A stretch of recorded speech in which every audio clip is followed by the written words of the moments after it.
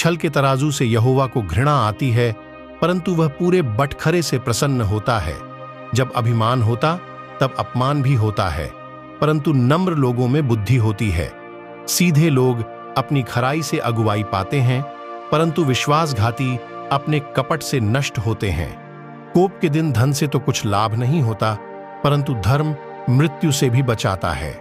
खरे मनुष्य का मार्ग धर्म के कारण सीधा होता है, परंतु दुष्ट अपनी दुष्टता के कारण गिर जाता है। सीधे लोगों का बचाव उनके धर्म के कारण होता है, परंतु विश्वासघाती लोग अपनी ही दुष्टता में फंसते हैं। जब दुष्ट मरता तब उसकी आशा टूट जाती है और अधर्मी की आशा व्यर्थ होती है। धर्मी विपत्ति से छूट जाता है, परंतु दुष्ट उसी विपत्ति में पड़ जाता है। भक्तिहीन जन अपने पड़ोसी को अपने मुंह की बात से बिगाड़ता है, परंतु धर्मी लोग ज्ञान के द्वारा बचते हैं। जब धर्मियों का कल्याण होता है तब नगर के लोग प्रसन्न होते हैं, परंतु जब दुष्ट नष्ट होते तब जय जयकार होता है। सीधे लोगों के आशीर्वाद से नगर की बढ़ती होती है, परंतु दुष्टों के मुंह की बात से वह ढाया जाता है। जो अपने पड़ोसी को तुच्छ जानता है वह निर्बुद्धि है, परंतु समझदार पुरुष चुपचाप रहता है। जो लुतराई करता फिरता वह भेद प्रकट करता है, परंतु विश्वास योग्य मनुष्य बात को छिपा रखता है। जहां बुद्धि की युक्ति नहीं वहां प्रजा विपत्ति में पड़ती है, परंतु सम्मति देने वालों की बहुतायत के कारण बचाव होता है। जो परदेशी का उत्तरदायी होता है वह बड़ा दुख उठाता है, परंतु जो जमानत लेने से घृणा करता वह निडर रहता है। अनुग्रह करने वाली स्त्री प्रतिष्ठा नहीं खोती है और उग्र लोग धन को नहीं खोते।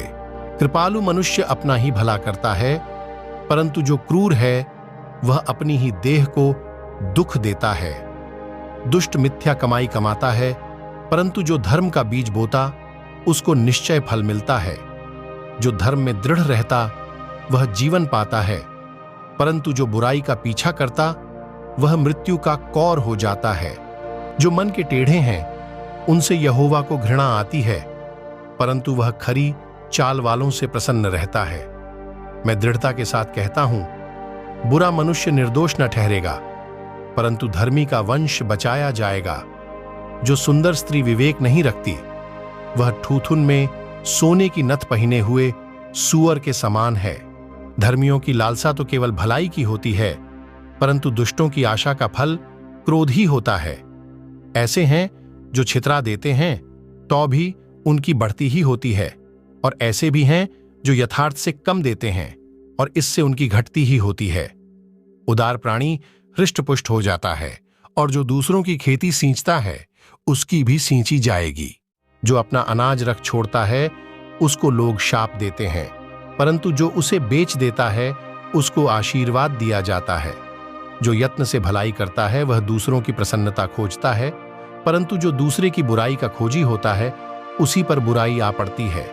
जो अपने धन पर भरोसा रखता है वह गिर जाता है, परंतु धर्मी लोग नए पत्ते के समान लहलहाते हैं। जो अपने घराने को दुख देता उसका भाग्य वायु ही होगा, और मूढ़ बुद्धिमान का दास हो जाता है।